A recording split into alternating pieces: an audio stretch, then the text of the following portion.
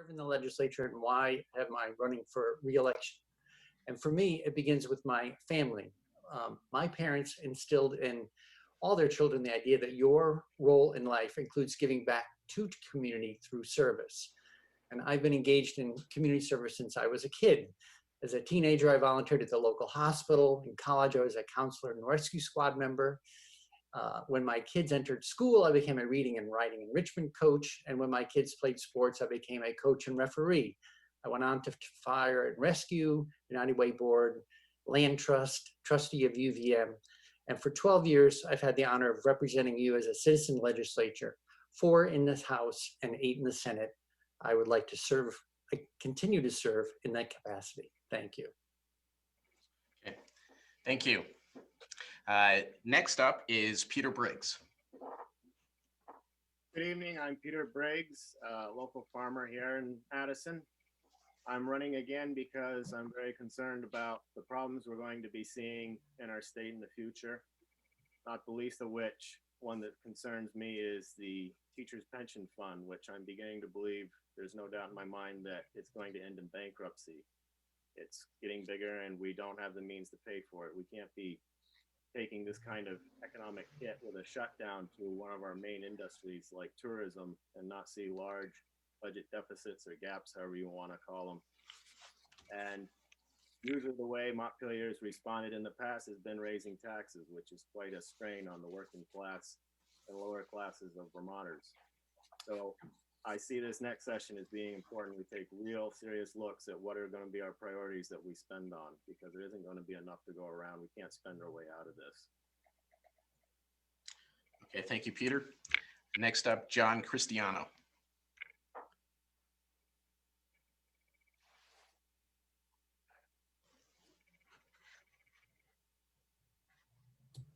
John, you need to unmute.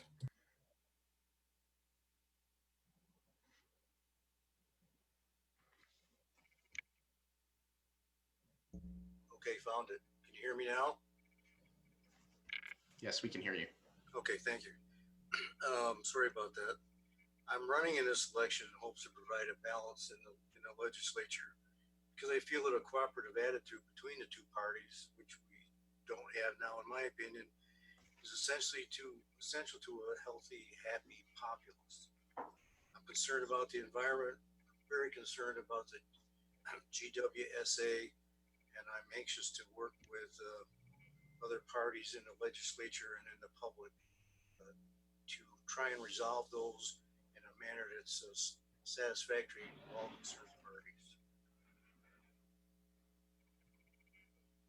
Okay, thank you. Archie Flower. Good evening. My name is Archie Flower. I'm running for state senate, and I am trying to bring a message of libertarianism, which is sorely needed because we have a legislature and we have a government filled with officials top to bottom that want to centralize everything in Montpelier. And libertarianism is, I believe, what Vermont is all about in its roots. It's about decentralization. We have a strong tradition of town meetings.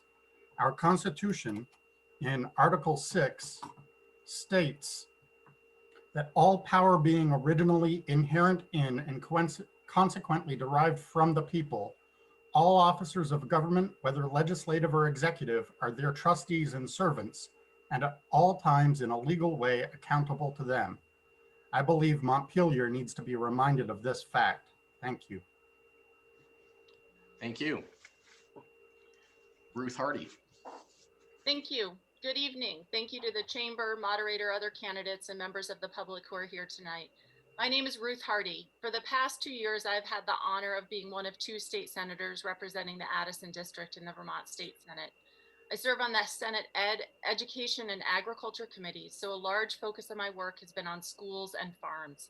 I've worked to make schools more equitable and safe, and I've worked to make farms more prosperous and sustainable. During the COVID crisis, my focus has been on ensuring that my constituents have the information necessary to stay safe and secure. I provided regular public updates and helped my constituents access state services and resources so they can be healthy and financially stable. I have also advocated for a safe reopening of Vermont that emphasizes strong public health protocols and public safety first. As the mother of 3 kids and a daughter of an elderly mother, I know the past 6 months have been extremely stressful for families throughout Vermont. I have worked tirelessly to help families make it through. I'm proud of my work in the Senate and look forward to discussing my record tonight. Thank you. Thank you. Robin Shy. Hello, I'm Robin Shy from Middlebury, and along with Amy Sheldon, I represent Middlebury and East Middlebury in the Vermont House. I was first elected in 2016, and I'm running to represent you for a 3rd term. In my first term, I served on the House Corrections and Institutions Committee, and in this most recent term, I moved over to House Ways and Means, which deals with all matters relating to the revenues of the state. I'm also a member of the Climate Solutions Caucus and the Women's Caucus. I bring a wide range of experience and community service to my work as a legislator. I was a banker for 15 years. I ran the Economic Development Corporation for 9, was the interim executive director of both the Middlebury Area Land Trust and the Solid Waste District. Local board experience includes being chair of the United Way Board and the Mary Hogan School Board. And I also spent several years at the Porter Medical Center Board, and I'm currently treasurer of the Vermont Sustainable Jobs Fund Board. I lived in Middlebury for over 28 years. My husband Ted and I have raised our children here. I've been pleased and honored to serve as one of your representatives and look forward to doing so again in January. Thank you. Amy Sheldon. Thank you. Good evening, everyone, and thanks for hosting this event. I'm Amy Sheldon, and I represent Middlebury in the Vermont House, and I'm running for my 4th term in the legislature. I currently chair the Natural Resources, Fish and Wildlife Committee. I previously served on the Commerce and Economic Development Committee and the Ag Committee, as well as serving on the Legislative Committee on Administrative Rules, which is a joint oversight committee in the legislature. Locally, I serve on the Middlebury Conservation Commission and the board of the Climate Economy Action Center of Addison County. Outside of my legislative responsibilities, I am a natural resource planner at my own company, which focuses on conservation and restoration projects. It's been my great honor to represent Middlebury in the Vermont House for the past 6 years, and I hope I can continue serving my community in this manner. Thank you. We will now move to Peter Conlon. Thank you, and good evening, and thank you to the Chamber for organizing this in a difficult year to have a traditional campaign. My name is Peter Conlon. I live in Cornwall. I've been here for 30 years, and I currently represent in the House Cornwall, Goshen, Hancock, Leicester, Ripon, and Salisbury. You're going to hear a lot of us talk about what an honor it is to serve in the legislature, and it's not a throwaway line. It truly is, and I think probably never more so than in the past 6 months. Whatever challenges Vermont had before the pandemic hit have only been amplified. And I think that what we need is a strong legislature going forward to continue to focus on these problems. Many of the inequities in the state were certainly unmasked by this. And I would just like the honor and privilege to continue working on making an equitable and a Vermont that really works for everyone. Thank you. Thank you, Peter. And now our final candidate, Ruth Shattuck Bernstein. Hello, and thank you so much for this opportunity. I'm very excited to run to represent my communities. I'm also a newbie and got in on this process late when I replaced a candidate who had to withdraw. So bear with me. I've lived in Addison County my whole life, born and raised in Lincoln and Bristol, lived in Middlebury, attended St. Michael's College, some on campus, but mostly commuting from Shoreham, where I've been raising my 3 children for the last 14 years. I've also worked as a school teacher, school librarian, town librarian, and in local social service agencies. I served on the Shoreham School Board when we still had one and actively fought against Act 46 school district consolidation, which was a hard road and required a lot of bravery. But it meant everything for me to know that I stood up for what I felt was right and best for me and my constituents. I'm still fighting for Shoreham School and others because I feel our town-based system of education and government is something truly great about Vermont and will set ourselves up for the best future if we support the things that make Vermont unique. Thank you very much. So each of our candidates has had a chance to introduce themselves. So we'll be moving now to the questions. And the first question will be addressed to candidates in a different order. We'll be mixing that up. So the question will first go to Peter Conlon, and this is the question. Because of the pandemic, more Addison County residents have been working and learning from home, underscoring the need for faster internet speeds and more equitable access to broadband. What is your plan to address this need? Yes, I think that's one of the many things that have been exposed by the pandemic is the uneven broadband across the state. One of the real challenges we have is that broadband is not something the state can regulate under federal law. So it leaves the state with some difficult or with few tools to use. One of them is financial incentives to get the companies that currently offer broadband to improve and expand. But the other, and probably the newest and most effective one, is the creation of communication union districts. We're hearing a lot about that from many of our rural towns, which allows them to band together and use some of the tools that a municipality has for bonding in order to create essentially private, but a public-private broadband system that can bring better levels of service. It's been shown in other parts of the state, and hopefully it'll be a success here in Addison County as well. Thank you. This question now goes to Ruth Shattuck Bernstein.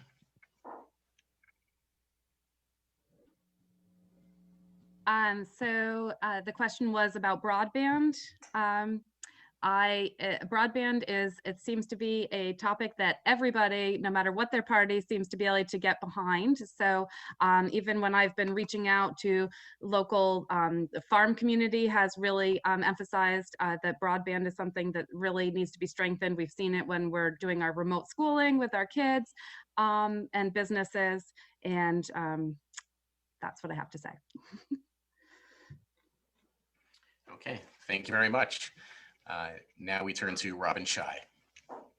Thanks. I think Peter covered a lot of what I would probably say, and he talked about the communication union districts, and I believe that actually parts of Middlebury may be involved in one as well. It's surprising where we don't have connectivity. We got over $1.2 billion in coronavirus relief funds from the federal government, and we spent nearly 30 million of it on connectivity. A lot of it went to the Department of Public Service. We gave over $17 million for accelerated broadband connectivity program, including Wi-Fi hotspots. That's kind of the biggest one that we did. We've expanded broadband to telehealth, which has been another interesting place.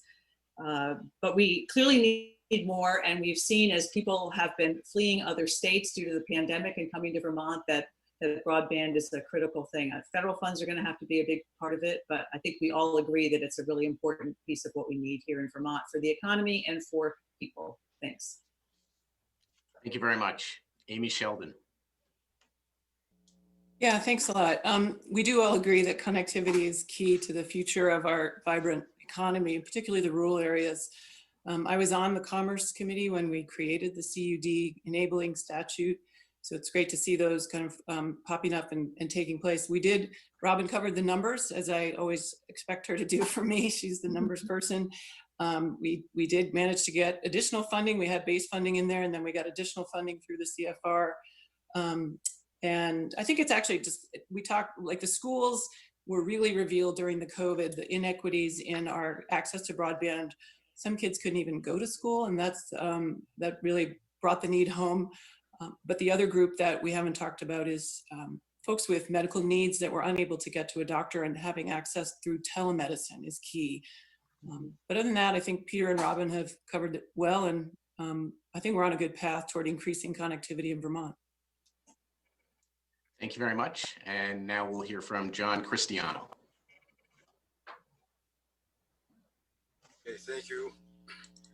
I guess my thoughts on this area center on existing infrastructure that we already have and on expanding that. We need more cell towers, especially in the more remote areas. It's difficult to get a good signal often, but there are areas or farm silos and things like that that could be additional cell towers erected there. If we could increase the power output of the existing facilities. I think that would help a lot to get greater coverage because, and maybe hold the companies responsible a little bit more.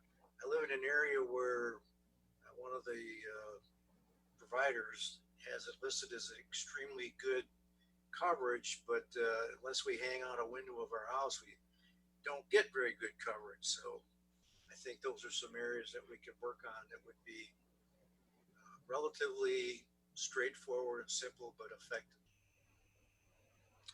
Thank you very much. Peter Briggs. I see it as a two-part problem. Number one, getting it out to everybody, which my answer to that would be getting together with experts and making that happen. The private sector is the one with the brains to make this happen. But also, once we get it up, we've got to make sure that it stays up. The internet is becoming more and more a part of everybody's everyday life. And if that was taken out by either a terrorist attack or a foreign country trying to cripple us, right now it would be very successful in slowing down life, in the future only more so. So we also got to make sure it's protected as well. And I hear experts say that we're quite vulnerable to attack from malicious players. Okay, thank you. Chris Bray. Thanks. These days, a broadband connection is essential to modern living, as when we introduced electricity into Vermont back in the 30s. And I think the state should regard, and we all have a right to regard, it as a fundamental resource we all need access to. I served on the Vermont Telecommunications Authority and helped write the state communications plan that is aiming to get us to 100 megabits down and up speed. We have a long way to go to get there. Worked with Senator McDonald and in government operations to write the Communication Union District Law, and partnered with the House to pass that along. One of the reasons I'm mentioning these names is because I'd say there is a culture of cooperation in the State House. And we do a lot of work together in this delegation. So I'm giving a shout out to all my colleagues who are here on the screen today. Thank you. Thank you. And the question now goes to Archie Flower. Thank you, Don. Broadband is definitely a good thing. It's key to the information age. We're right at the beginning of the information age, and you can have the whole library of human knowledge in your hands if you have a smartphone, but if you don't have the broadband, the library isn't going to be there. But I do believe that bringing that to people should be left to the free market, because when you decentralize that and when you have competition, that incentivizes companies to build out the necessary infrastructure, and they tend to do it in manners that will be more efficient and end up serving more people with better quality. Thank you very much. And the final candidate to answer this question is Ruth Hardy. Thank you. A lot of what I would have said has already been said by my colleagues in the legislature. As Representative Shai said, we put $30.2 million of the coronavirus relief funds into technology and internet connectivity. And that did enable many people to get line extensions to their house, including full blocks of people who applied together. So this is a great thing. Unfortunately, we're not able to put a lot of that money into solid infrastructure because we must spend that money before the end of December. However, I do want to give a big shout out to our schools that worked tirelessly to get internet connectivity to students through hotspots and delivery of computers to all students. Our schools did yeoman's work to make sure that our students were connected as much as possible during the remote learning, and continue to do so at this point. So great job, schools, in this area. Thank you. Thank you very much. So unless any candidate wants to offer a rebuttal to this question, we'll move on to the next question. So while the first question was about broadband connectivity, something everyone can get behind, The next question addresses an issue that's been a little bit more divisive. And the question is this: the Addison Central School District is considering consolidating its 7 elementary schools into 3 or 4 schools. Do you support school consolidation? And if so, why? If not, why not? And the order of questions starts with Peter Briggs. Thank you, and I'm on the Addison Select Board, in which we're currently dealing with this issue in our town. So I just want to make clear that this is my own opinion, and I'm not speaking on behalf of the board. No, I do not support consolidation of schools. I believe more options, the better. Our country has done better than a lot of others because we've given everybody as much options as possible.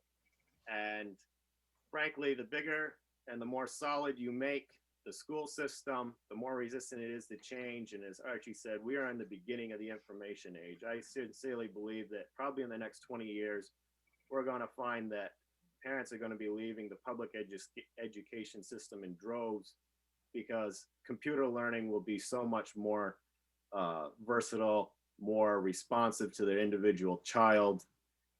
Just what they're doing with things like blockchain it's incredible what we're going to see in the future, and I don't think we've begun to see anything yet. Thank you very much. The question now goes to John Cristiano.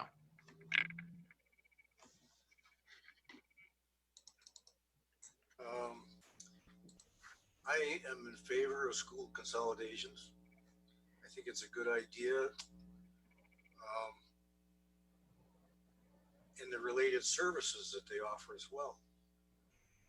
Where I do have a problem with school consolidation is there was at least an implied impression that there'd be a reduction in the staffing in the schools that were being closed. In particular, I think that should mean a prorated reduction in administrative staff. And I don't think that means, in the public's eye, moving administrators from one closed facility to a now centralized facility for the same or more money. There's no savings that I can see in that, or reduced savings. Okay, thank you very much. Ruth Hardy. Thank you. So this is an issue, as you stated, that the ACSD school board and other local school boards are tackling, and really the decision on how to coordinate and how to configure local schools is up to local school districts and local voters. It's not an issue that would be taken up in the Vermont legislature. However, when I was on a school board, I worked very hard to, as the chair of the ACSD Charter Committee, to configure our schools and merge our school boards. Over the next several years, school districts are going to face increasing financial pressures, facility issues, and educational equity issues. And so all of these things will need to be taken into consideration as school districts and school boards determine the best configuration for each of their school boards. In some cases, it may be merging. In some cases, it would keep the current configuration, and that is a local decision. Okay, thank you very much. And now Archie Flower.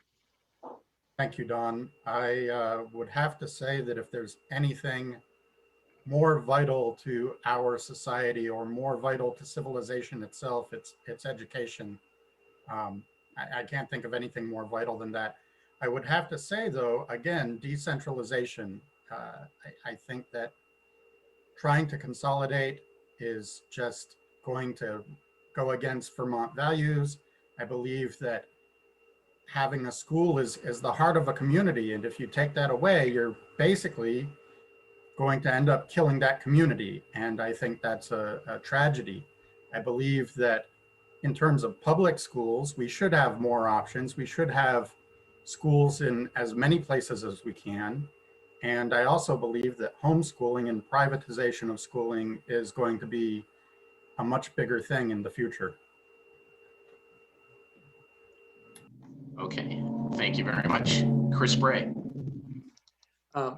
In a democratic society, schools are the greatest creators of opportunity. We live in a fast-changing global economy, and we need to offer Vermonters a world-class education.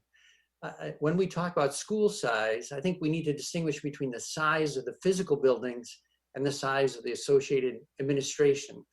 We can have numerous small schools operating under a consolidated administrative structure, and this can reduce administrative costs and facilitate the sharing of resources so that even our smaller schools can have stronger, broader programs with art, music, and foreign languages.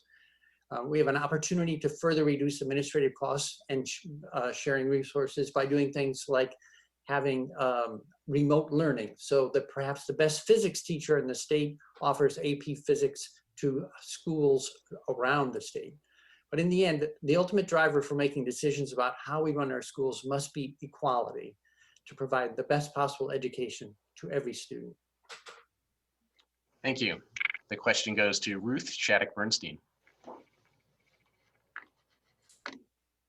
All right, so this is obviously something that's very personal and important to me. I've been fighting for our town schools for 6 years. I think towns with schools at the heart are the building blocks of life in Vermont, and it is with great peril that we abandon that system. When people are, if they have a choice where they're going to live, it's often based on whether a school's there. My partner and I have built 4 houses in Shoreham, and we want to build more, relatively low-cost houses. But it's not appealing to build in a town without a school. I'm a product of our education system, and I've worked in the education system. I think we need to tackle the high costs in other ways, such as prioritizing classroom teachers over higher level administrators and specialists, and looking at our property tax system and reforming it. I think our towns and schools should be supported more strongly. Okay, thank you. Peter Conlon. Thanks, and I should also open with a disclaimer that I am a member of the ACSD board, but what I'm going to say really reflects only my own views. Now, the fact is nobody likes the idea of consolidating or closing schools. But the fact is that the demographics of Vermont have changed, and changed in ways that have created real financial challenges for school systems in order to provide equitable education for all of the students. But it's also changed it in ways that, as the number of students has diminished, the ability to provide a robust education for all of our students has become more and more challenging. Part of that is cost, but part of that is just simply school and class size. In a perfect world, we would return to population levels that supported robust educational programs in all of our towns, but that's just not the reality we're working under currently. Thank you very much. Amy Sheldon. Thank you. I believe public education is the foundation of our democracy. We need to be sure that all children have access to learning opportunities that will set them up for success as both engaged citizens and productive members of society. I think as legislators, we can work to bring equity to both quality and access for all students. When we're making decisions about school consolidation, I think it's most important to remember to put the students first, and remember that they deserve access to quality educational resources. I voted in support of Act 46 in order to bring these conversations to light and make sure that all of our students did have that access. I think we need to give it time to work. It's really just starting out. Thank you. Thank you. And finally, this question goes to Robin Scheid. Thanks. I'm going to probably echo some of what some of my legislative colleagues have already said, maybe with a few different words. If people believe in local control, which most Vermonters do, then decisions about maintaining or consolidating schools should be left up to local communities and school districts who know best what they need. But that said, I also believe it's paramount that all students have access to a quality education, no matter where they live. And that's been a challenge. With declining enrollment, each year school districts are having to cut back on programs, maintenance, et cetera, in order to keep costs down. So I really worry that students who struggle will be left further behind, and not all children will have access to equal learning opportunities. I think local school districts need to proactively engage and listen to all voices, including community members who aren't typically at the table. And any decisions that are made must balance what is best for our children, which is critical, with what taxpayers can afford. Thank you. Thank you very much. And it looks like we might have a rebuttal. Ruth Shattuck-Bernstein. Well, I just wanted to mention, first off, we talk about declining enrollment all the time, but it's not always true. Shoreham's gone up 40% in the last 6 years. I don't, have all the numbers for everywhere, but we see people moving in, valuing our small schools and our small towns more. So I think that's really important. I feel like we're getting cut off at the knees right when we're doing exactly what the state says they want us to do, attracting families, having people stay and have their kids. And also, I feel that students who struggle get lost in the bigger schools, and what benefits the town, benefits the families, benefits the students. It's all an ecosystem that can be healthier together. Okay, thank you very much. Anyone else? Okay, there appear to be no further rebuttals. Moving to question 3. The population of Vermont has been decreasing, and the median age in our state is 5 years higher than the national average. What impact has this had on Vermont? And what should the state do to encourage young Vermonters to stay here and inspire others to move here? And we will start with Ruth Shattuck-Bernstein. Oh gosh, so I just said what I think is most important: strengthening our towns, making it a great place for us to want to raise our kids, build houses, start businesses. And I think of myself as hopefully, potentially, possibly the next generation up in Montpelier, representing this generation in a turning point, and really engaging those younger than me. I think it's so important that we value what is really great about Vermont, not just the schools, but our local farms, our local businesses, our environment, and really focus on building up the things that make us unique and special instead of trying to be something that we're not. Okay, thank you very much. Question goes to Amy Sheldon. Thank you. I thought that was a great answer. I could have, that's exactly where I go with this. Vermont's uniqueness has set us apart during the pandemic, and our future policies and investments need to focus on sustaining our small rural character while modernizing the infrastructure that we've all agreed to that we need. I think building a climate economy and having a vibrant economic sector there will also bring us a just transition away from fossil fuels, but it'll also enliven our economic vibrancy and appeal to folks who are feeling the effects of both climate and the pandemic. I think food production is key. The pandemic has magnified the need for a local resilient food production, and we're like Vermont is well situated to do all of the things that we need to face the uncertainties of the future. So I think we need to keep doing more of the same that makes us unique. Thank you very much. Peter Conlon. Thanks. I think that Ruth's point about Vermont trying to be something that we're not was right on the money. We aren't a state that can offer lots of millions of dollars in financial incentives to big companies to relocate here. But what we need to do is highlight the best of what we have, which is our quality of life. And I think we also need to think very seriously about two, what I would call pro-business aspects, but are really quality of life aspects as well. And that is having high quality childcare that's affordable, and to have affordable health care. I think these are two things that go a long way to attracting people, keeping people. And we need to nurture those businesses that start here in Vermont and are growing, as opposed to spending the millions that sometimes we do when we're held a little bit as ransom for bigger companies threatening to leave or looking to move here. Thank you. Thank you very much. And the question goes to Robin Shy. Thank you. And I'm going to just continue the list of things, I guess, that Amy and Peter have talked about. They had I had some of the same ones on my list. We already talked about connectivity, and that's really important. The pandemic has highlighted people wanting to come to Vermont, and if they can't find a place that they love that has internet, that's a problem. Also, housing, both available housing and housing that people can afford and that they want, is really important. I know of people who have taken jobs here and couldn't find a house and moved off to some other state, so that's really important. I had childcare on my list, that's critical.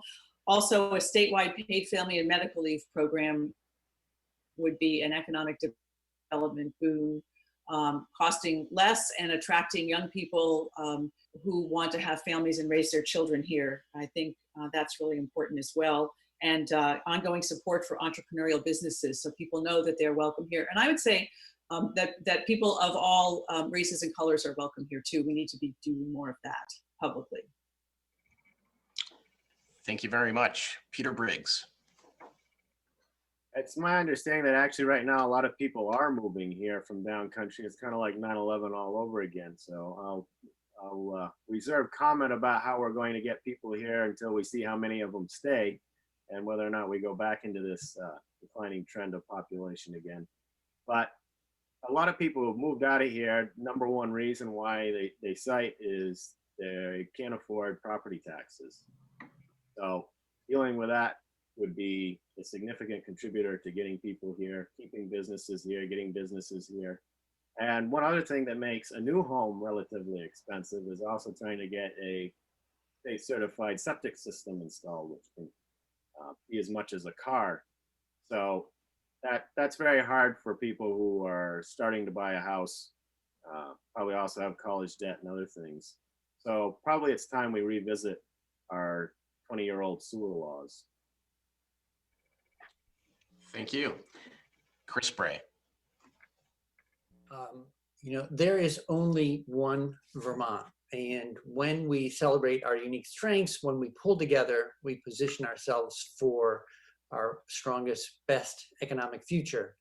Even in the midst of COVID, which has been a profound challenge that Vermont is managing well, we've seen and continue to see that we can grow our economy in terms of food, agriculture, energy, and outdoor recreation.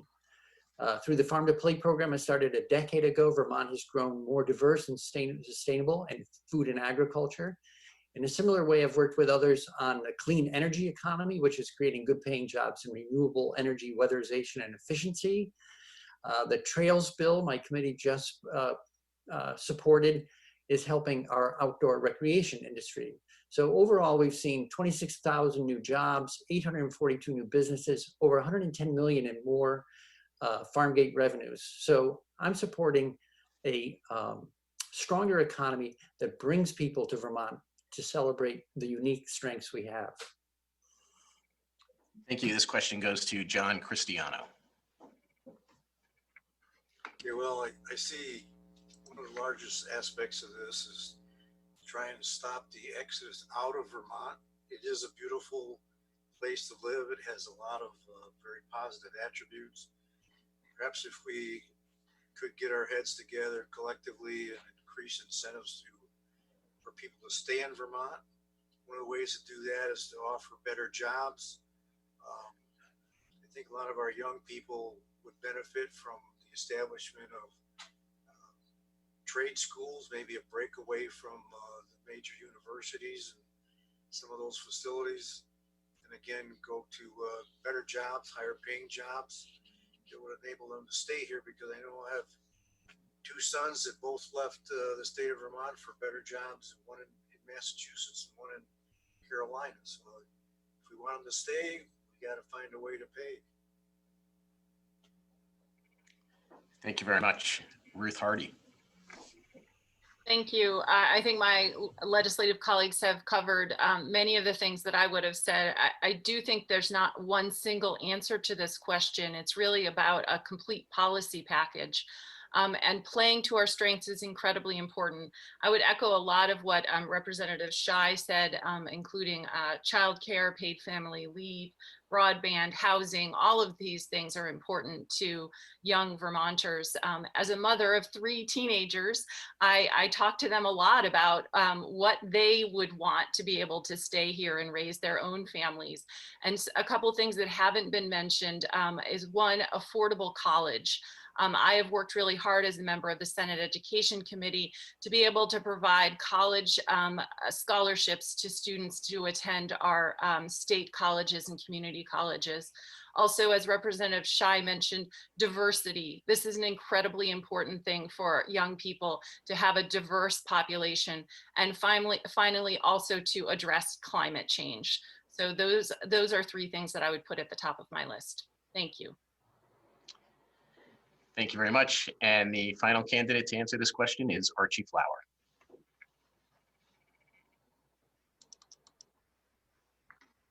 Thank you, Don. I have to point out that Senator Bray's background, as well as mine, point out the beauty of Vermont, and we all love Vermont's environment. That's one reason to stay here, but there are too many reasons to leave, and one of the biggest is the economy in the form of property taxes and not having enough proper jobs, well-paying jobs. We can solve many of the problems already mentioned, including climate change and jobs, by bringing in a new industry, high-tech industry, liquid fluoride thorium reactors. We can set that up. That can address climate change. It can bring in new youth and, no pun intended, truly energize the economy. Thank you very much. I don't see anyone offering a rebuttal, so we will move to question 4. And this question concerns the economy. The coronavirus pandemic has had a significant impact on Vermont's economy. The unemployment rate is hovering around 5%, which is low relative to the rest of the nation, but actually nearly double the rate that unemployment was heading into the pandemic. Tourism, manufacturing, and construction are the hardest hit industries. Families are paying more for childcare and struggling to pay for housing and to put food on the table. What is your plan for helping Vermont's economy and its people to recover through the duration of the pandemic and beyond? And the first candidate to receive this question is John Cristiano.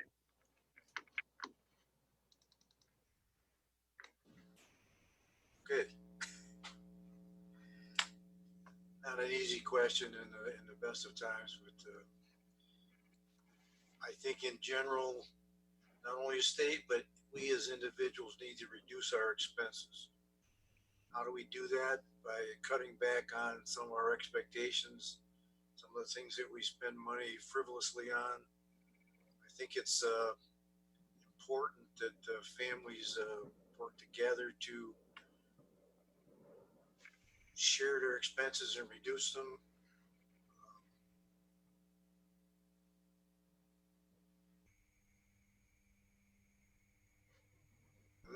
I'm honestly, and this will not go over well, I'm not a big proponent of 2-worker families. I think that's driven by the need for a lot of things that we oftentimes don't need. Thank you for your answer, Archie Flower.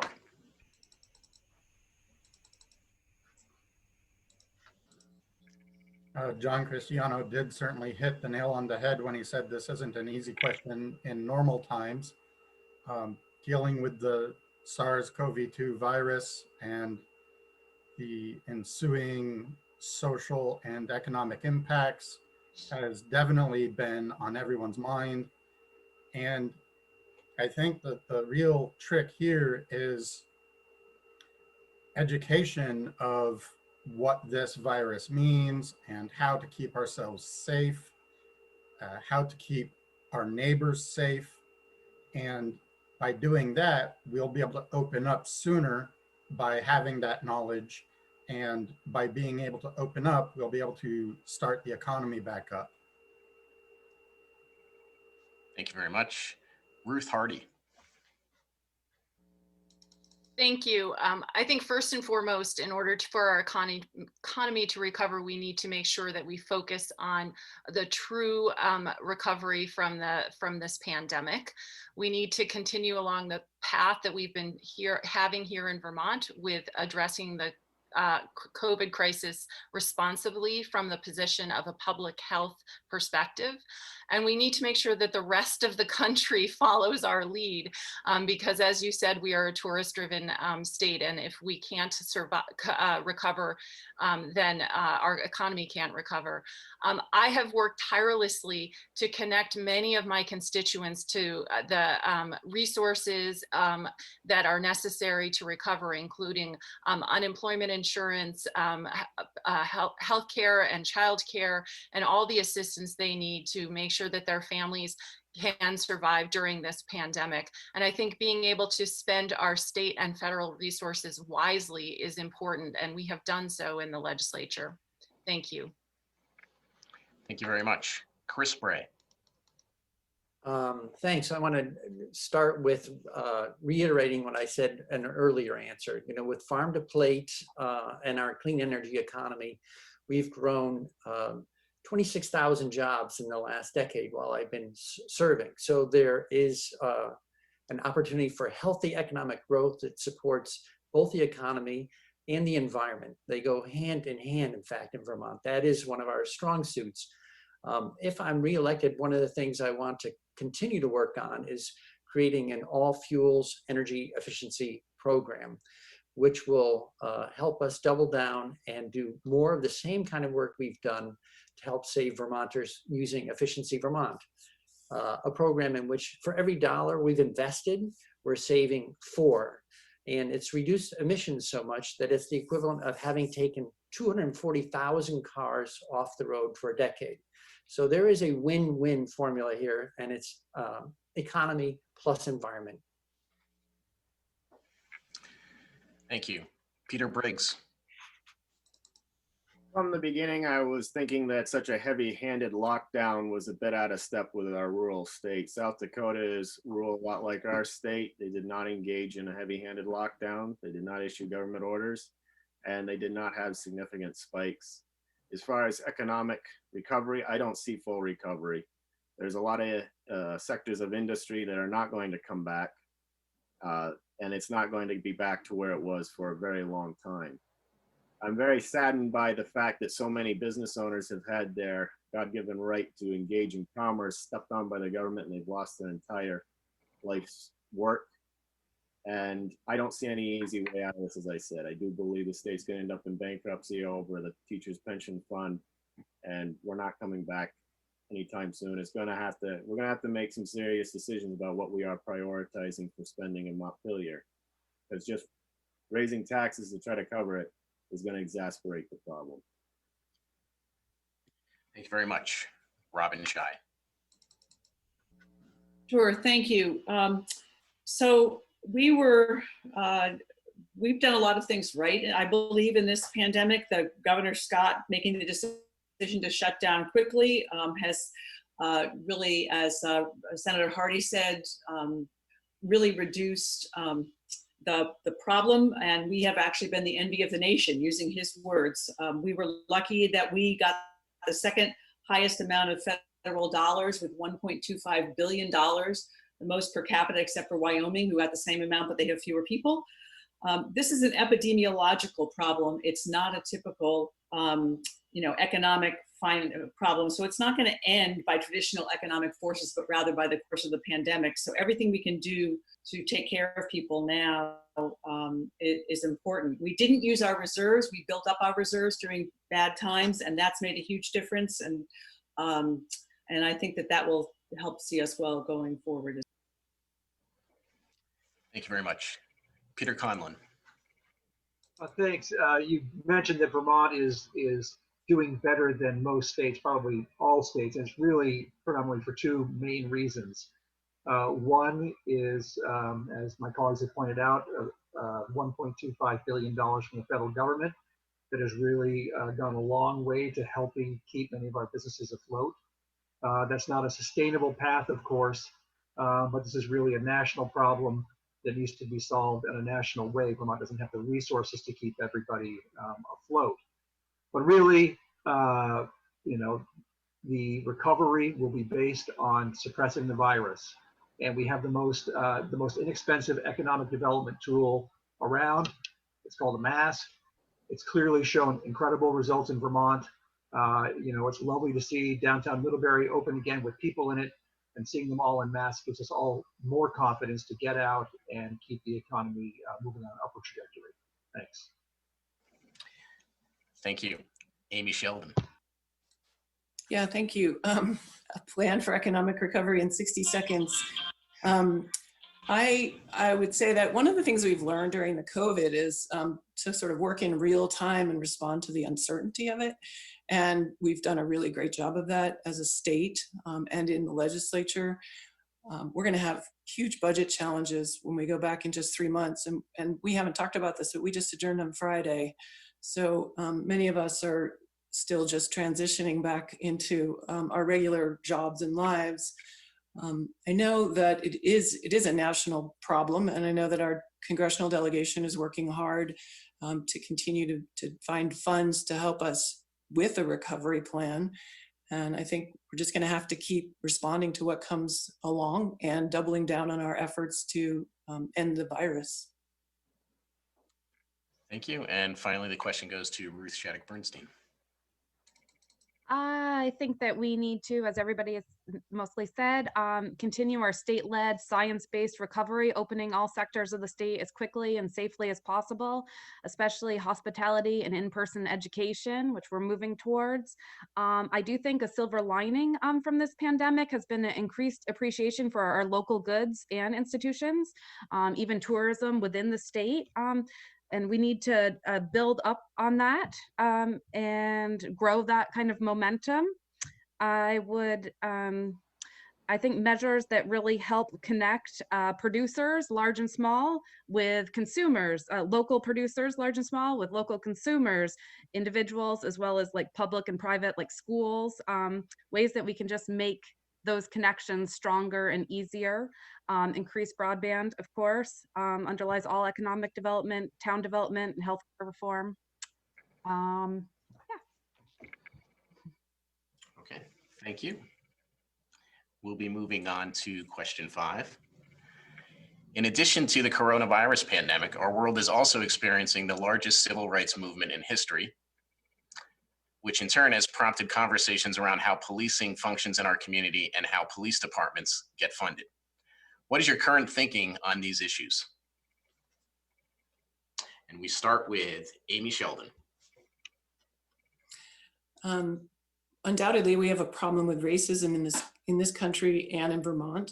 I believe strongly that every person has a right to equal protection under the law, and that we need to continue to shine a light on implicit and bias and explicit racism. This session, we've passed 3 really important bills to address racism in our state government. We passed a Justice Reinvestment Act, which focuses on how criminals are treated within the system on furlough and parole and substance abuse. We passed a bill that requires the Department of Corrections to plan to address and change systemic racism. And we also passed another bill on police oversight and misconduct. Many of these require ongoing communication and work with the legislature. So we're going to continue to make this a priority and address the issue in the state. Thank you very much. Ruth Shattuck Bernstein. So systemic bias, racism is, of course, a problem and a symptom in lots of aspects of our lives, including police. And I certainly support as much social service being embedded in police departments and support in that manner. And I think a lot of this is also another aspect is education. And I hate how this is a hot button divisive issue that people take sides and demonize each other. I think if we really listen, we actually agree for the most part. And there's got to be a better way than having so much vitriol here. Thank you very much. Peter Conlon. Thank you. Obviously, a very big topic. One thing that a lot of the unrest and the events of the past have shown us is that we need to take a hard look at our police practices. If you talk to police in Vermont who have been paired with social workers to respond to domestic disturbances and whatnot, they'll tell you that it is an excellent program. And it needs to be expanded, but that's not a replacement for the police. It is an augmentation to the police. I think that the two go hand in hand. And I think that, we all have an individual responsibility to consider our own implicit biases. And as we do, we'll become more aware of those that are around us, including in how we deal with the criminal justice system. Thanks. Thank you. The question goes to Robin Shy. Don, my screen froze and I did not hear the question. I have a general idea, but I'd like to know what the question actually was, please. Sure, I'm happy to repeat it. So in addition to the coronavirus pandemic, our world is also experiencing what is arguably the largest civil rights movement in history, which in turn has prompted conversations around how policing functions in our community and how police departments get funded. What is your current thinking on these issues? Okay, thank you. I did hear some of my colleagues' answer of Amy's answer. So she's actually addressed some of the bills that we talked about, so I won't repeat that. But I think it's really important to keep in mind that the concepts of racial equity and racial justice aren't just about individual people, but really importantly about racially inequitable structures. We've had decades of redlining to policies about what law enforcement can and cannot do. We haven't spent a lot of time considering racial inequity. I think what Representative Conlon talked about with embedding mental health workers and social workers, I know from talking to Vermont State police officers who have been on calls with such people, it's made a huge difference. I think the more we can work collaboratively and use all of the social services together and think about community policing, the better. And I'm really proud of what the town of Middlebury is doing by taking this seriously and reaching out to others and doing some personal reflection. So I'm pleased to see that things are happening there. Thanks. Thank you. Chris Bray. As a member of Senate Government Operations, I've worked to help hire, empower, and fund the Director of Racial Equity and her team, in the state. And as the events have highlighted this year, all the more clearly, we can't just aspire to be non-racist. We have to rise to a higher level, to become anti-racist, by which I mean actively identifying and overcoming the systemic racism that consistently leads to higher rates of poverty and injustice for Americans who are Black, Indigenous, and people of color. This year, we focused on laying the foundations of broader, longer-term program through collecting statistically reliable and revealing data so that when we come back, we can reform operations at the state and municipal level, as well as our schools and other areas where we regulate outside of schools. I'd say one last quick note. We ask our schools and police departments today to take on many more responsibilities than we used to. It's a big change. We need to support them. Thank you. The question goes to Archie Flower. So in terms of systemic racism, one of the biggest problems is the militarization of police and the setting of police against citizenry in terms of there's a conflict there because many people feel that when you have victimless crimes, the police are out to get you, but since no one's getting hurt, the citizens don't feel the need to tell police. But if police weren't trying to get you for pot or get you for other drugs, if they were only concentrating on violent crimes like murder or rape, then they would have the full support of the citizenry. We need to end the war on drugs. That's the single biggest systemic part of this. And it would make the police and citizenry come together again in terms of common cause. Thank you very much. Ruth Hardy. Thank you. Again, my legislative colleagues have covered much of what I would have said. Representative Sheldon mentioned the incredibly important legislation that we passed this year regarding criminal justice oversight and racism. And Senator Bray is correct that we need to make sure that we are not only not racist, but that we are anti-racist and that we denounce white supremacy.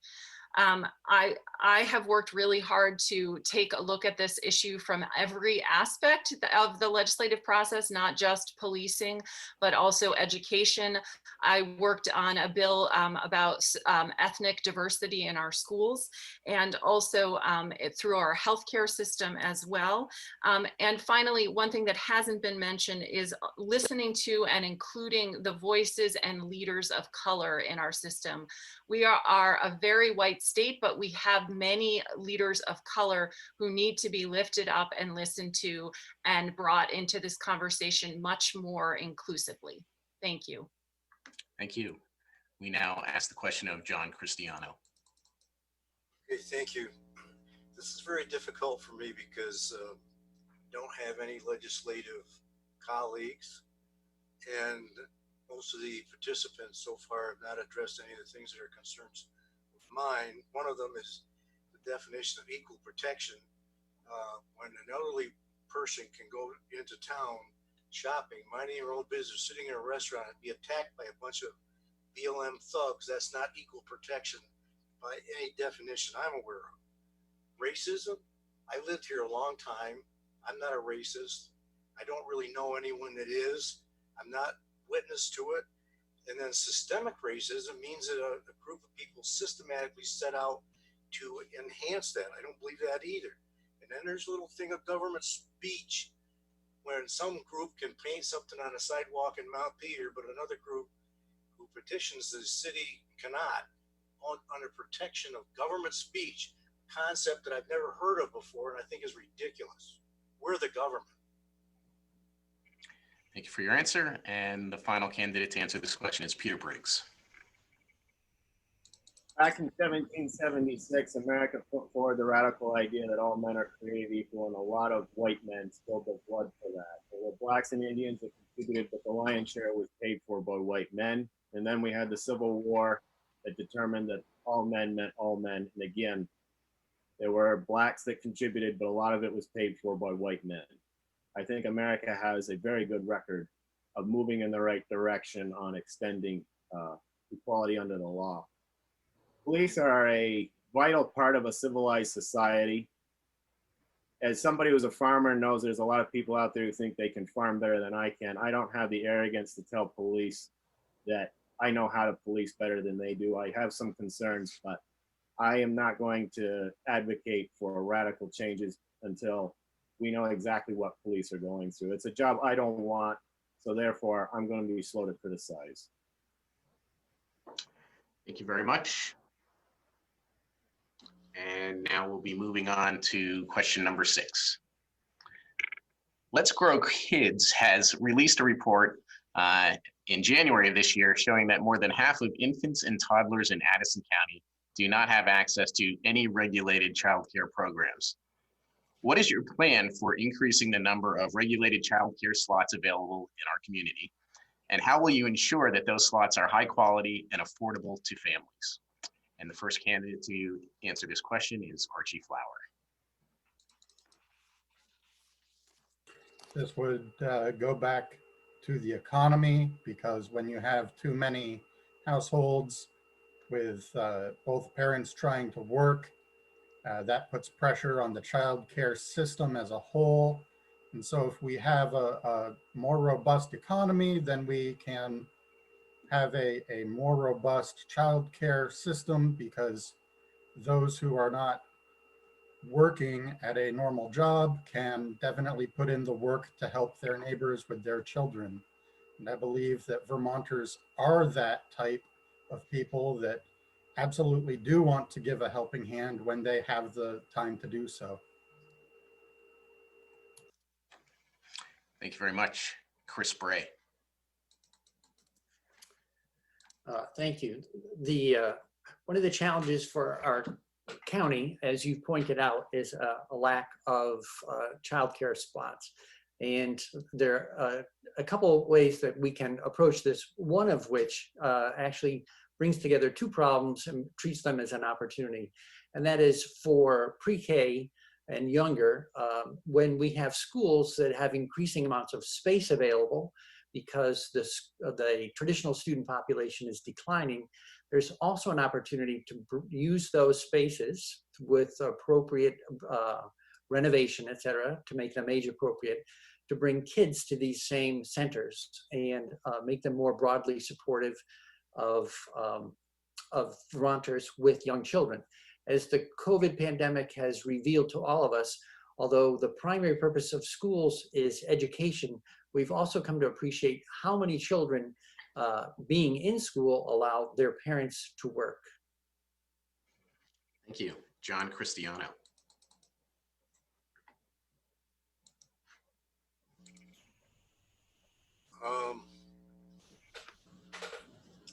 Okay, this is another difficult one for me because I'm a great individual for being responsible for your own self and your own actions.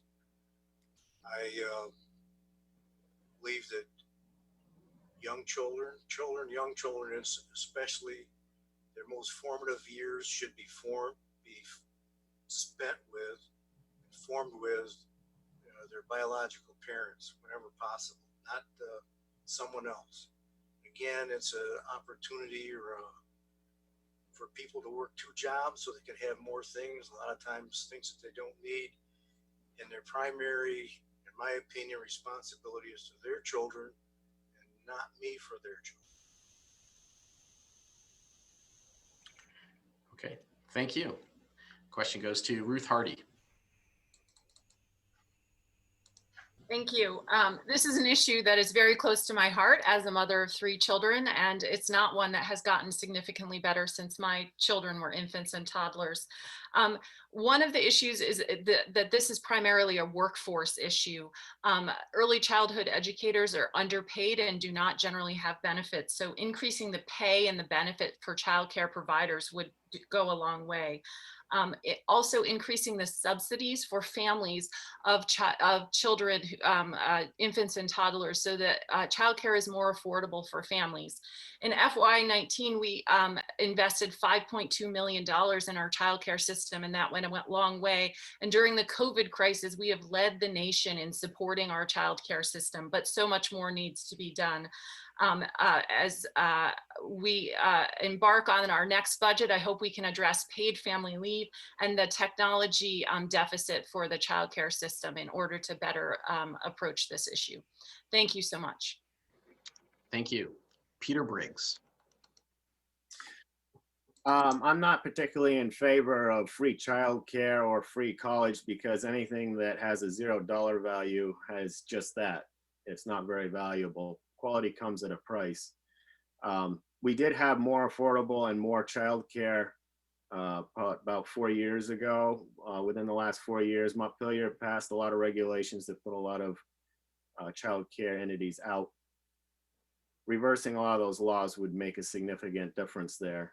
Also, again, since the 50s, the workforce has been doubling because more and more homes have become 2-person incomes. And if 2 people want to work out of a home, that's fine. But remember, supply and demand still applies. The more workers there are, the less people have to pay for them.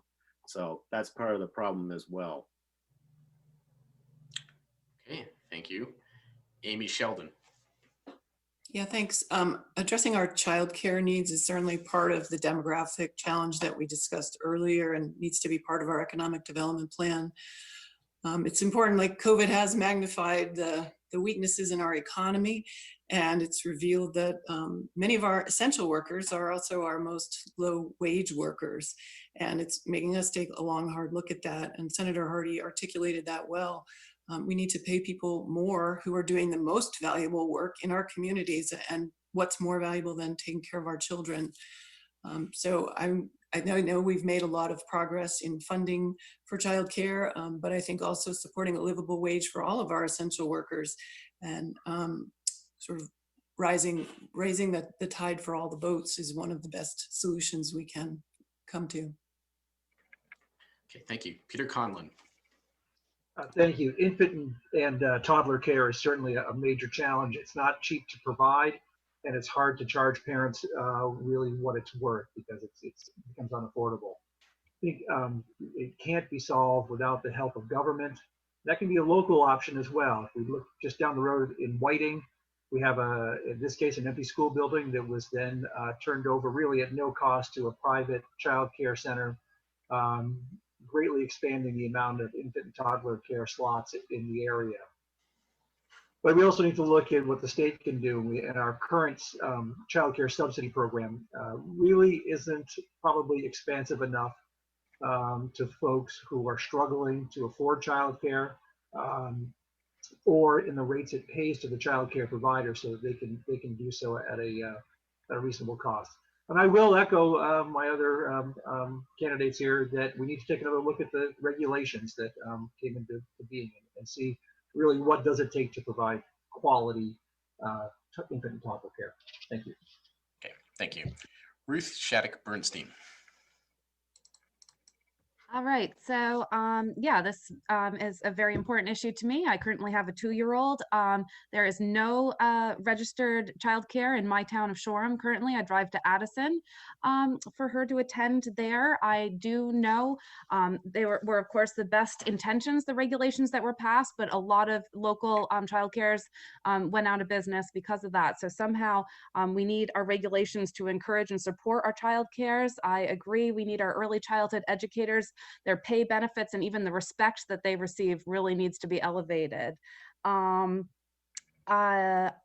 the hubs that were set up recently to cover school-age children, maybe there's a way to transition some of that to infant and toddler and preschool care and encourage nonprofits in this arena. Okay, thank you. And finally, the question goes to Robin Scheid. Thank you. I will be mostly echoing what others have said. In fact, I had written down the Whiting School, and that Representative Conlon talked about it before I got there. And so there are spaces in empty schools that we can use. But this real issue of how do we pay professional staff that we desperately need livable wages and benefits that they deserve and they should be getting, and parents who aren't making much money often, but who can't afford to pay what's happening. It's a real paradox that we're dealing with. And as Senator Hardy said, it is a workforce issue. I think government does have to get involved. I also wonder if groups of businesses in certain areas, like in the industrial park in Middlebury on Exchange Street, could get together and have some sort of a daycare center there so people could bring their kids to school. If we do more collaboration and group work, we might be able to help be a piece of the solution, but it's going to take a lot of players to make it all work. Okay, thank you very much.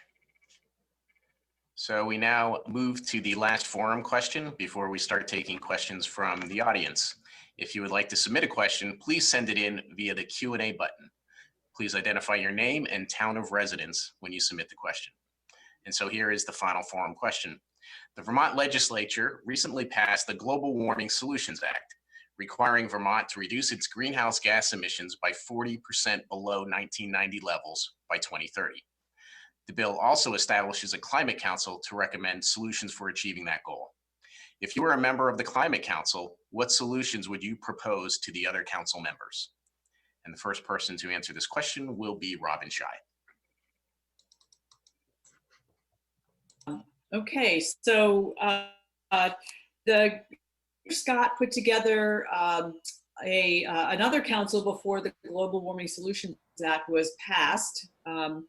And they came up with 50 different suggestions. And so the first thing I would do is look at that. That was a group of people who got together and made recommendations. And so I would start by prioritizing some of those things. People talk about electric vehicles. That's really important. We know that transportation and heating are the two biggest culprits when it comes to fossil fuel emissions in the state of Vermont. So I would want to see more money go to weatherization. We have very old housing stock in this state, and more to electric vehicles, whether they are individual cars and trucks to school buses and things like that. So I think there's a few things that we can do, but I'd start with the 50 suggestions from the original council. Thank you very much. Amy Sheldon. Thank you. That's a great idea Robin had, but I was busy writing down my thoughts. Regenerative agriculture and carbon sequestration are forests. In my time in the legislature, I've spent a lot of time focused on protecting our forest resources and encouraging passing legislation to have towns plan for protection of our forests, as well as recently with the Act 250 work we're doing that will help protect our forests. So our forests are invaluable in the conversation around our carbon impact. Continuing to invest in the electrification of our transportation system. We need to ramp that up significantly so that it's affordable for more people to have electric vehicles, and also continuing to invest heavily in our renewable energy sector. Those are the paths that I would take immediately. Thank you very much. Peter Conlon. The purpose of creating the Climate Council was to really bring together experts in the field and scientists and government officials who know a lot more about this than I do. And I think that that's really important to remember when we talk about the Global Warming Solutions Act. But if the question is what ways would I see us being able to achieve our goals, I think we're developing a big list just listening to people speak tonight. Dollar for dollar weatherization has a clear bang for the buck.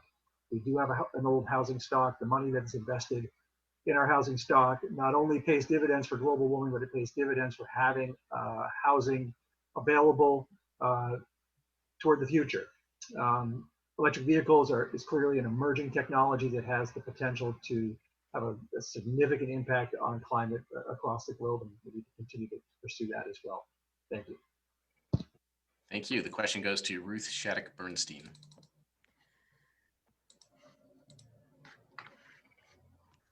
All right, so a healthy environment is foundational for our way of life here. Our climate, lakes, rivers, forests, open lands all need protections which allow for healthy and sustainable industry and development.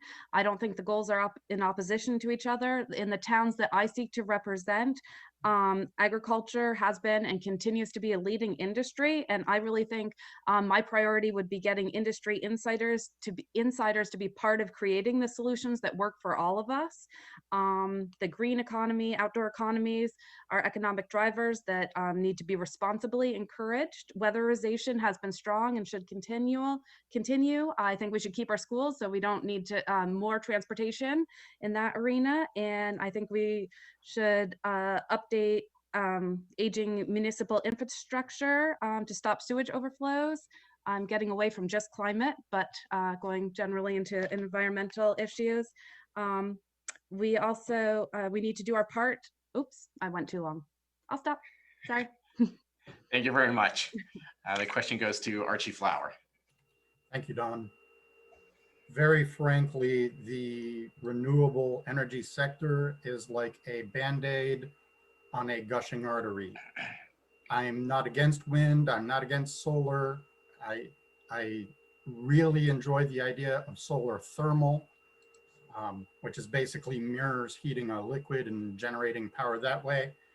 But the plain truth is there's only one energy source that we already have in hand that can replace fossil fuels and replace it in their entirety, and that's nuclear energy. Liquid fluoride thorium reactors can actually allow us to close the carbon cycle so that we can generate our own synthetic hydrocarbon fuels, which basically sequesters the carbon we've already put in to the atmosphere and into the ocean, which we can't forget. It's already a proven safe technology, and we really need to start using it.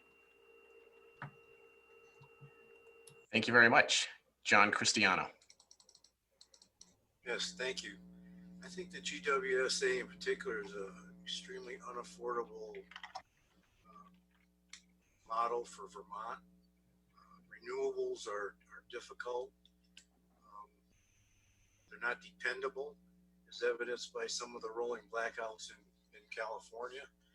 But Vermont doesn't believe what's going on there. We're going to chart our own course to our detriment. I'm a non-believer in the reduction of CO2 as part of a natural earth cycle. Carbon dioxide is required for crop proliferation. It's got a minuscule amount of the atmospheric content, less than 1%. And when we're talking about renewables in our electric cars, how do we dispose of the batteries, and where is the power generated to run those cars and charge the batteries?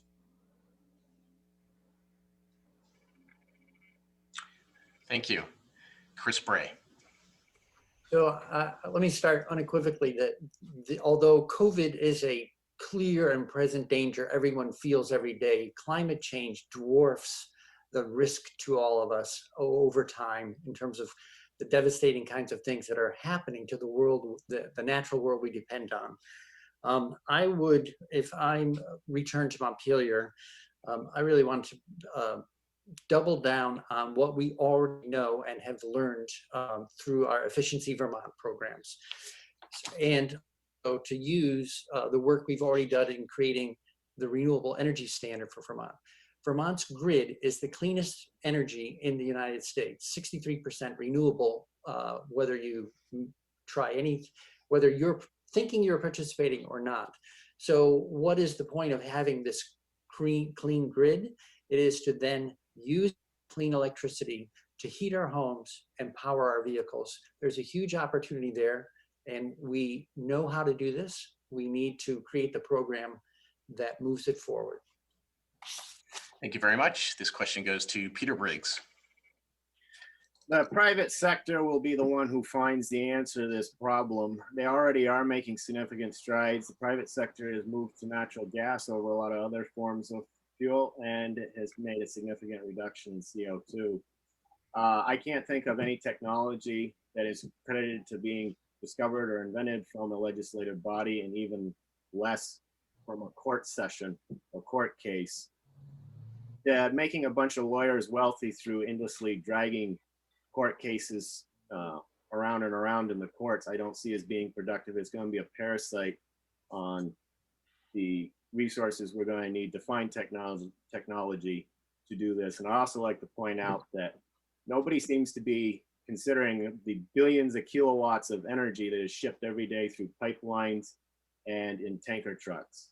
If you're going to ship all of that over the grid, you're going to have a much different grid than we have today. And I don't see anybody talking about that when they talk about the future being all electric. Thank you very much. And the final candidate to answer this question is Ruth Hardy. Thank you. As always, much of what I've wanted to say has been covered by my legislative colleagues. I will add, as a member of the Senate Agriculture Committee, we did a lot of work on looking at ecosystem services and the work that farmers do in rebuilding soil and producing local foods. So that would certainly be on my list, is supporting diversified regenerative agriculture and keeping land in farming in order to sequester carbon. And in addition, forests, as Representative Sheldon said, doing everything we can to protect our forests and prevent forest fragmentation so that trees can do the work that they're really good at sequestering and storing carbon. One of the benefits of COVID has been that fewer people have been driving. So remote working can be another way to reduce transportation emissions. And public transportation, I don't think has been mentioned, but those of us in Middlebury have seen a public train come to our town just recently, and I would like to give a shout out to public transportation as an option as well. Thank you. Okay, thank you. That's the end of the forum questions. So moving on to the additional questions. Don? Yes, sorry. Yeah, I don't Mr. want, Rebuttal. yeah, I guess rebuttal sounds strong. I just want to add use that card or whatever it is to All right. add a note. And that is on Global Warming Solutions Act, when people talk about a right of action, they usually say lawsuits. And, that's a word that probably gets most people's hackles up. But really what it is it's an opportunity for a citizen to go before a judge and say, I'm not sure the government is following the law. Could you please look at this? So that's why we have that neutral third branch of government. That's all the citizen right is. You can't make money doing this. You can simply hold a government accountable to fulfilling the law. Okay, thank you very much. Okay, without further ado, so the questions we received via Q&A regard early childhood education and childcare and have already been addressed by the candidates early in the forum. So we're going to use a question submitted by a local resident through our community survey. And the question is this: if the scientific community indicates that the COVID-19 vaccine is safe, would you advise your constituents to get the vaccine if they are physically able to do so? And the first candidate who will answer this question is Ruth Hardy. Thank you. If the scientific and public health community and the medical community agrees that the vaccine is safe and that it is effective and it has gone through the clinical trials that are necessary, yes, absolutely, I would advise my constituents to get the vaccination. We have seen the devastating effects of this pandemic, and it's really important that in particular we are able to protect the most vulnerable people in our society. Again, I would emphasize that I would want to make sure that the vaccine is safe and effective, and that it first be provided to the people who need it the most. And then, yes, I would absolutely advise my constituents to be vaccinated against the COVID virus. Thank you. Okay, thank you very much. Chris Bray. So I'll follow up on what Senator Hardy was just saying. I think we've seen some worrisome interference at the federal level and political interference with public health and the public health system. So, and the operation of the FDA. So as Senator Hardy was saying, I would first want to ensure that we had the most rigorous and traditional vetting of any kind of vaccine brought to the public. But once properly vetted, I would encourage people to get the vaccine. We know that the virus can be deadly, so there's a huge benefit. I would also just want to remind people that right now is the time to be considering getting your regular flu shot. Because if you're down with the flu, it makes you more susceptible to the kind of assault that COVID would be layered on top of it. So I would encourage people, flu season is already starting and shots are widely available. Thank you for your answer. Peter Briggs. I'm not an anti-vaxxer. I like to take them case by case, and the COVID vaccine would be one in which I would not support mandating everybody get it. I wouldn't encourage people either. I'd tell them, make your own decision. I'm young, I'm healthier probably than most anybody else my age, or maybe a few others, and I don't get around many people, so personally I wouldn't be taking it. I have concerns about it being new, and do we really know what the long-term effects are? It hasn't been around a long time, like vaccines against polio and syphilis and chicken pox and things like that. Okay, thank you. John Cristiano. Okay, thank you. I'm not against vaccines. I had polio vaccine when I was a kid. When I was in the military, I even had one for Black Death, the plague, when I was sent to Turkey. So I'm not against that sort of thing, but I'm not convinced that this is a good idea. It would take a lot to convince me, a lot of data that it is safe, that it's been properly vetted. And I'd like to see a lot of the people that are developing it try it out first before they get to me. I'm not young like Mr. Briggs. I'm an old guy. I'm pretty healthy. I don't tend to take it either because I think I don't get flu shots either, because every time I got the flu or I got a flu shot, guess what? I got the flu. Otherwise, it was a 50-50 chance, and I'm going with the same Roundup this time as well.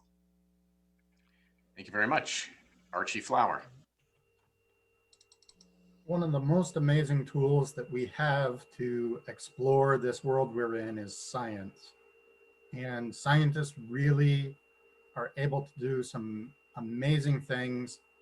And even with this novel virus, they're still learning a huge amount every day.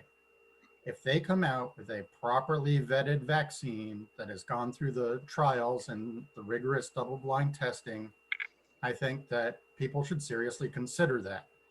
They should definitely consider it with consultation with their physician, and they should also look at the rest of their life context. Peter Briggs is young. He doesn't hang around a lot of people. He doesn't necessarily need it, but others are older and may have more exposure and may definitely need it. So definitely, talk to your physician is what I would say. Thank you very much. The question goes to Peter Conlon. I'll back that up and say I hope that my constituents aren't looking to me to give them medical advice. But that being said, I think it's a safe, effective vaccine. Like any vaccine that's safe and effective, I would encourage people to investigate it and consider it very, very strongly. Okay, thank you. And now Robin Chai. Yes, hi, thank you. As others have said, vaccines are really, I see taking vaccines as a public health issue. And normally vaccines are thoroughly vetted, go through all the trials, they take some time. The fastest vaccine we've brought to the public was the mumps vaccine, and that took 4 years. Hopefully we have better systems and science in place and can make this happen a little bit faster. But if it truly is vetted and goes through all the trials that need to be done, I would not hesitate to encourage people, obviously on the advice of their doctor. But we need to protect people who are immunocompromised and can't take the vaccine and might get sick. We are protecting other people, it's not just about us. It's the people that are around us. And I think that we have some sort of a moral obligation to think about beyond ourselves to the larger community. So I would be encouraging it. Thank you very much. Amy Sheldon. I'm not sure I have too much to add. Everyone's been very articulate on this. I do think that it's best to get your medical advice from your doctor, and it's a personal decision. So I don't usually advise my constituents on medical. But I do, obviously, if it's an efficacious vaccine that's well vetted and it's proven to be effective, it seems like it would be worth talking over with your doctor. And finally, the question goes to Ruth Shattuck Bernstein. My answer is basically yes, and what everybody else has said.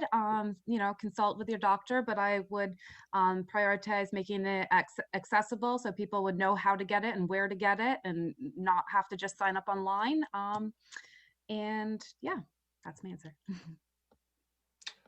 Okay, thank you very much. All right. I believe we have one more question. One of our audience members submitted comments via Q&A related to affordable housing. And so we have crafted those comments into a question.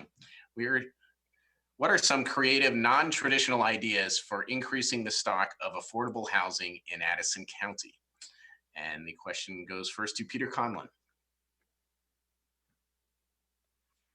That doesn't give me a chance to think. Affordable housing is very challenging. With our septic regulations that we have, the simple basic cost of construction, it is hard to really create anything that we would qualify as affordable. That being said, I think we need to look at what other areas have done in terms of zoning that allows for in-law apartments, tiny houses, other alternatives to traditional housing, as traditional housing continues to get more and more expensive simply to create. So I think we need to look at other models, experiment with them, see what we can come up with. Thank you. Thank you. Amy Sheldon. Thanks. There was a housing bill that came through at the end of the session that did look to mandating increasing density in our downtowns and areas. So I think this is going to be a topic that we will take up in the next biennium for sure. What we've done so far is to increase density through having mother-in-law apartments be available where housing was already happening. And I know the questioner, it looks like, brought up tiny houses. I think looking to how we could get tiny houses or starter homes going. I know in certain states where housing is more affordable, communities actually pay for the extension of the infrastructure.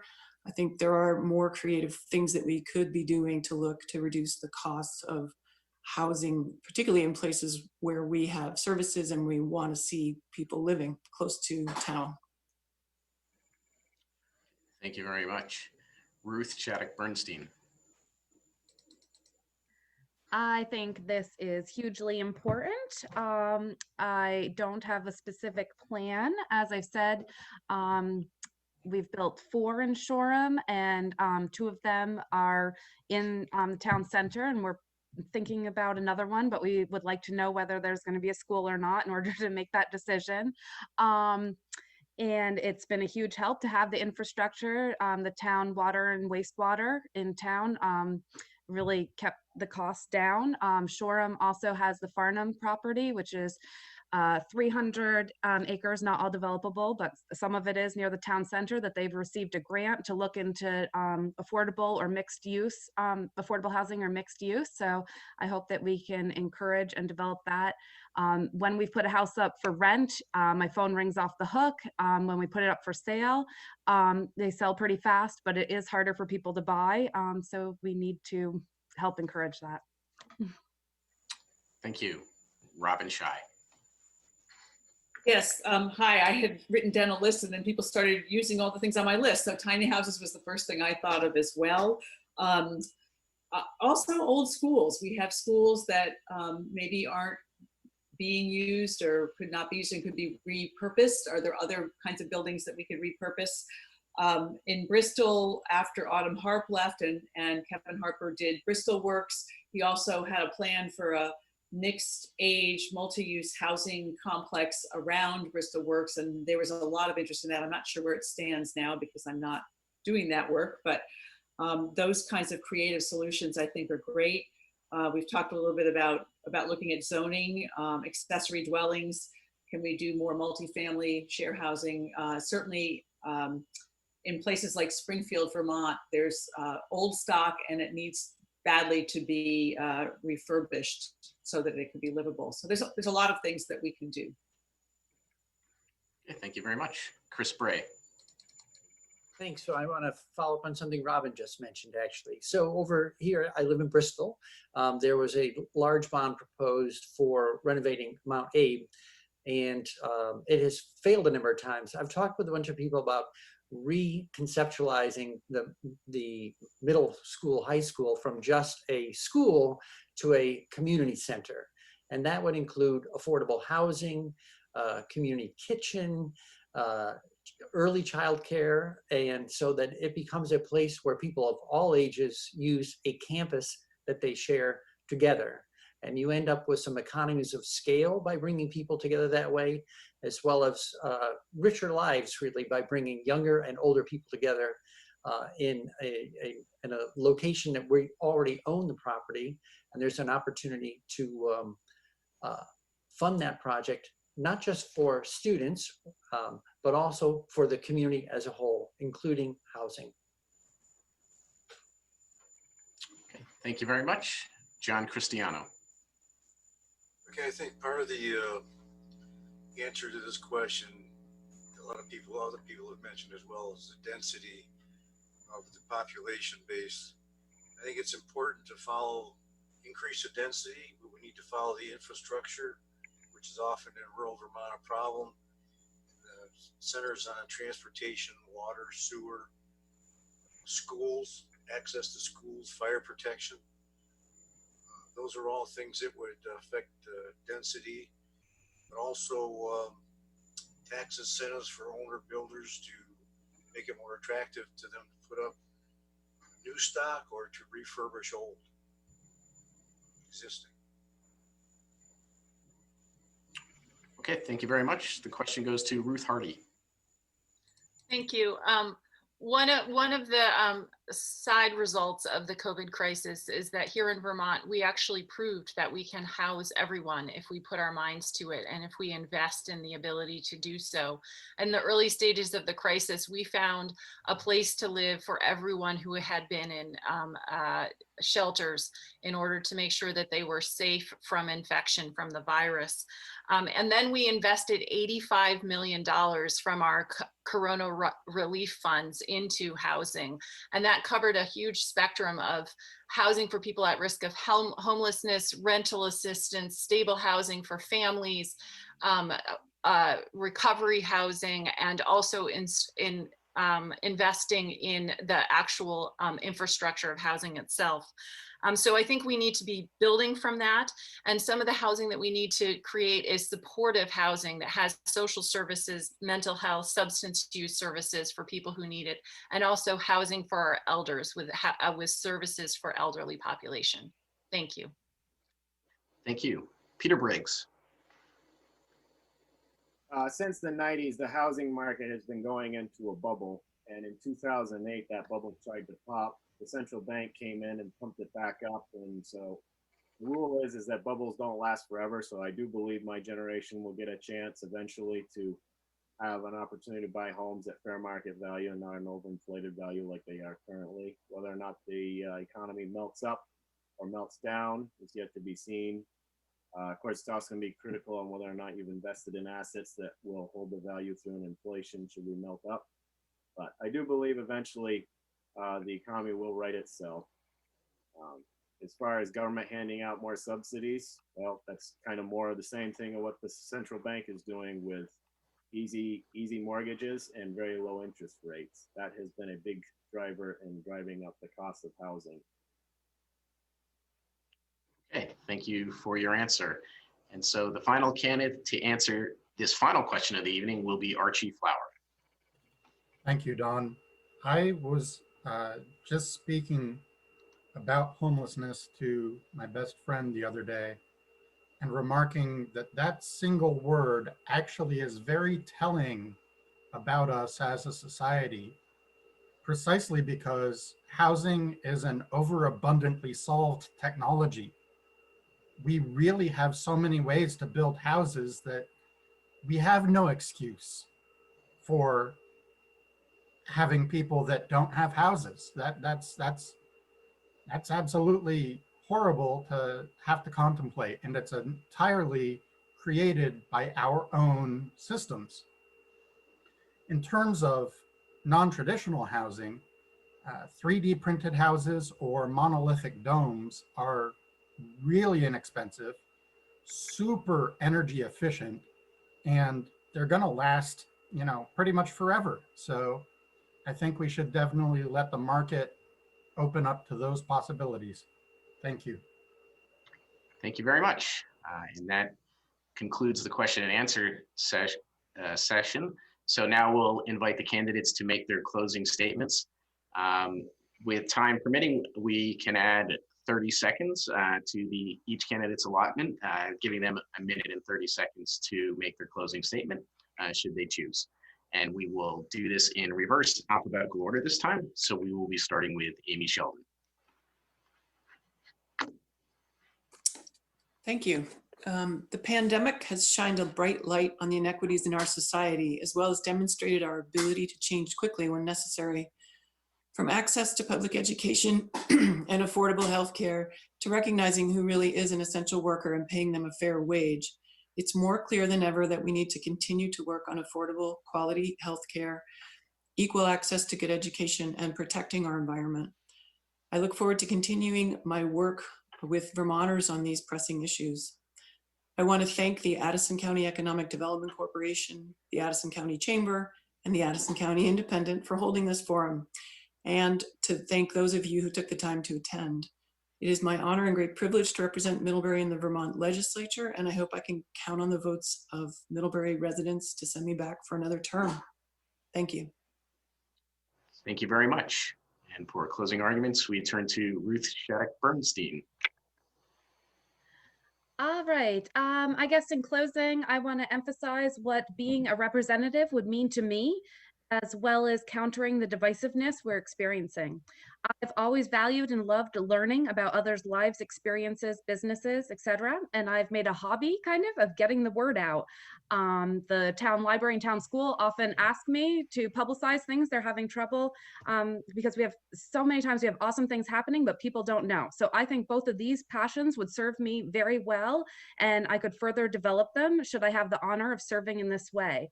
I would also formally as well as informally get out into my communities, attending select board meetings, events, when we can have them, holding regular coffee hours, etc. So constituents can have a voice and so I can share to them what is going on in Montpelier. I would work to educate both grownups and children about voting, about our state government system. A lot of people don't know who their representative is, how the government affects their lives. So that would be very important to me. I'm also very upset by the hatred and vitriol we see all around us, the demonizing of people that are different from ourselves.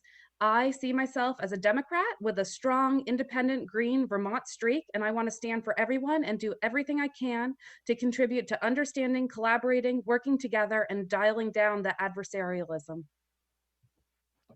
Thank you very much. Robin Shy. Thank you. And thank you all for hosting this forum tonight and the two that you are doing over the next couple of weeks.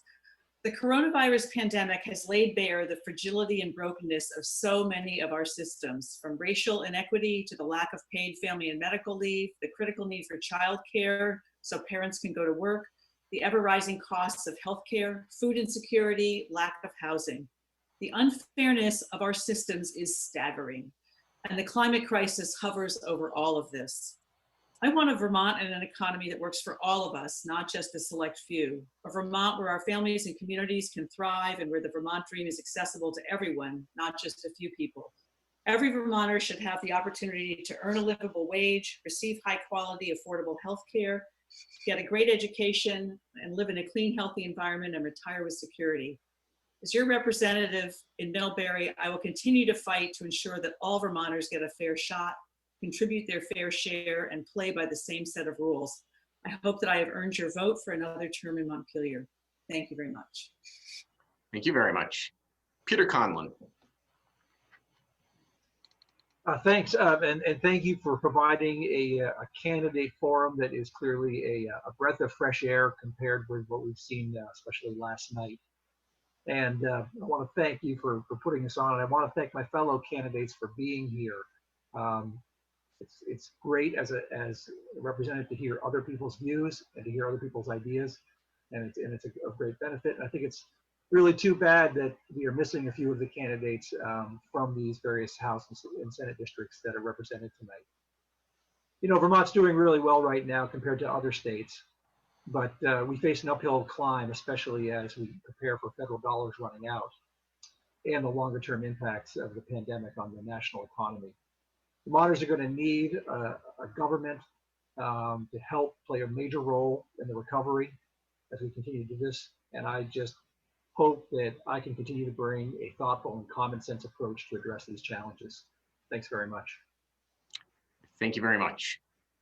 The next closing statement will be made by Ruth Hardy. Thank you, and thanks as always to the Chamber and to everybody who worked to make this candidate forum possible. I wish it could be in person. I'm really missing the interaction between the candidates. As your state senator, I have worked hard to be as accessible and responsive as I can. Throughout the COVID crisis, I've written regular updates about the virus, state resources, and community stories. I've helped hundreds of constituents access vital benefits and services. I have listened to many constituents to better understand their perspectives and needs. I've been a strong advocate for Addison County, ensuring you have a voice and a seat at the table.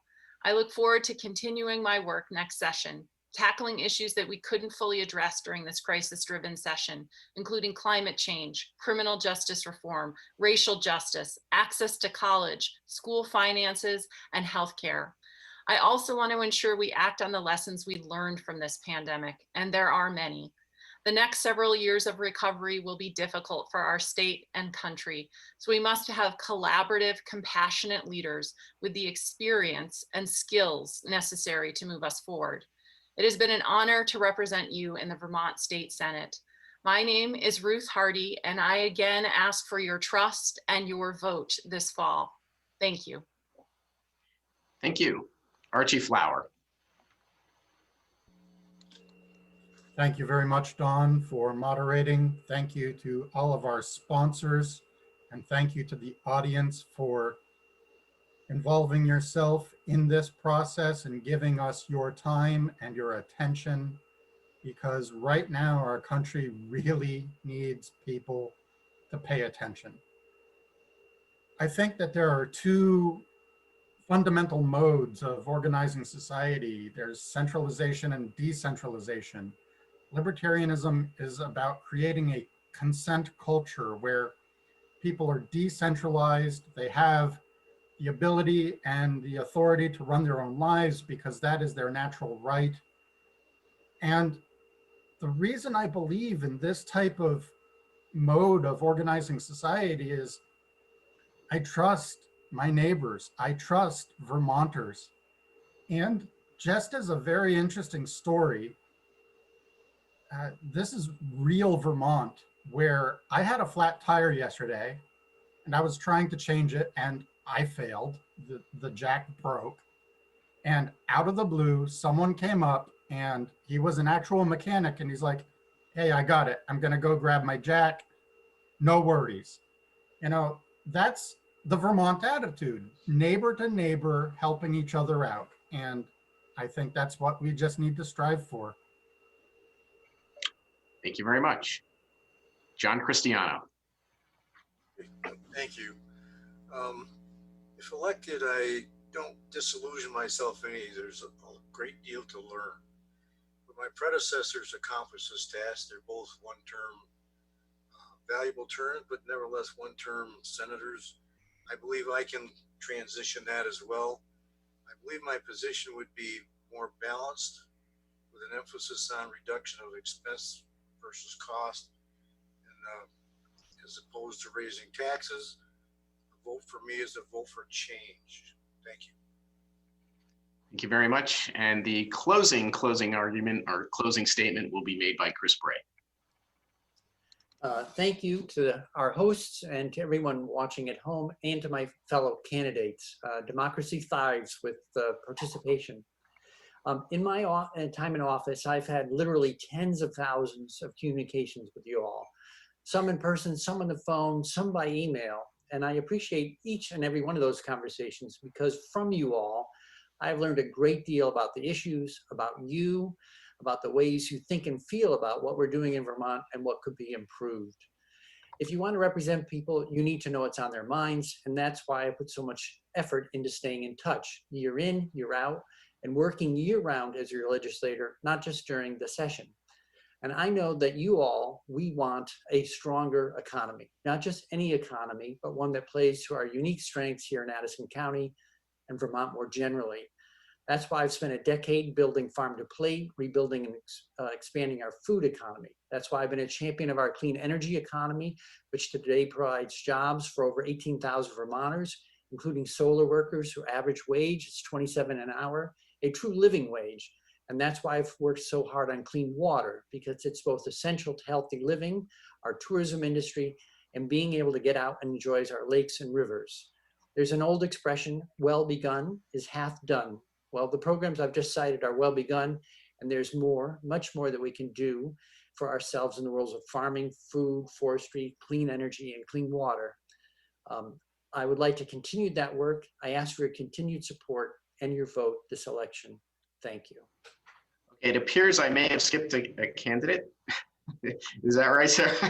So I apologize. I skipped accidentally, and the last part of my job of the evening, and I messed that up. So I apologize to Peter Bright, who will now make his closing statement. Well, thank you for hosting this forum. I'm a millennial, so I spend a lot of time around electronics, but perhaps unlike most millennials, my time spent on with electronics is spent trying to learn. Usually while I'm working, I'm listening to an audiobook or I'm streaming YouTube videos. You may have noticed tonight I have some different ideas from everybody else. A big reason for those different ideas is tapping into the World Library of Knowledge through the internet. That's something I believe I can take to Montpelier, some very different ideas to solve problems that haven't been solved by the same old ideas. Also, I'm an average guy, so I know what hurts us who is average people, and I'll find answers to solve it. I have a never-ending passion for learning because I do believe it's the best way to live your life. So if you would like different opinions in Montpelier, I'd appreciate your vote.